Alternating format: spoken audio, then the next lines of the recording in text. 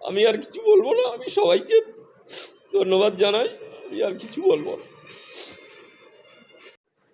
আজকে আমার সব থেকে বেদনা, সব থেকে দুঃখ, আমি কাল রাত থেকে কেঁদেছি।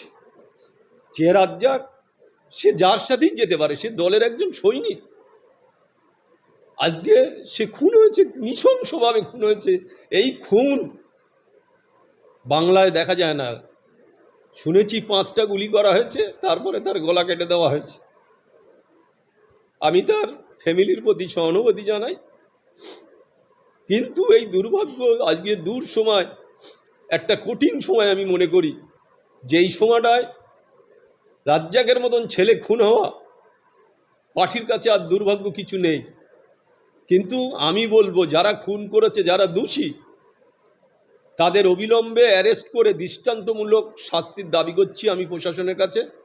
কলকাতা পুলিশ যথেষ্টভাবে তারা তাদের মতো কায়দায় যদি করে, আমি পুলিশকে ধন্যবাদ জানাবো। কেন যে যদি তারা সঠিকভাবে কাজ করে, তাহলে দেখবে যারাই করেছে, যত বড়, তারা যদি কবরের মধ্যেও লুকিয়ে থাকে, কলকাতা পুলিশ মনে করলে তাদের কবর থেকে বের করতে পারে। তাই আমি অনুরোধ রাখবো প্রশাসনের কাছে যে আপনারা যারা দোষ করেছে, যারা অন্যায় করেছে, তাদের অবিলম্বে অ্যারেস্ট করে দৃষ্টান্তমূলক শাস্তির আমি দাবি করছি। আমার সাথে রাজ্জাকের মাঝে মাঝে কথা হতো। রাজ্জাক একটা প্রচণ্ড চাপের মধ্যে ছিল। রাজ্জাক কেন, আপনারা জানেন, সবাই যারা আমার লোক, তারা সবাই চাপের মধ্যে আছে। আমি সেটা বলবো না। তবে রাজ্জাক আমার সাথে মাঝে মাঝে যোগাযোগ রাখতো, ভাই কেমন আছো, খোঁজখবর নিত। অথচ আমার বিরুদ্ধে বড় বড় কথা বলতো। তার কারণ ছিল, সেটা কারণ আপনারা মিডিয়ার লোক, ভাঙড়ের ছেলে, আপনারা সবাই জানেন, আমি আর সেটা বলতে চাই না। তবে রাজ্জাক মাঝে মাঝে খোঁজখবর নিত, দাদা তুমি কেমন আছো, ভালো আছো, সুস্থ আছো, খোঁজখবর নিত।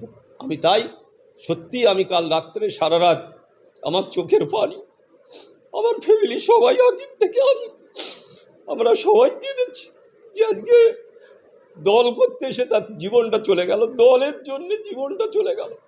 আমরা তাই, আমি আর কিছু বলবো না। আমি সবাইকে ধন্যবাদ জানাই।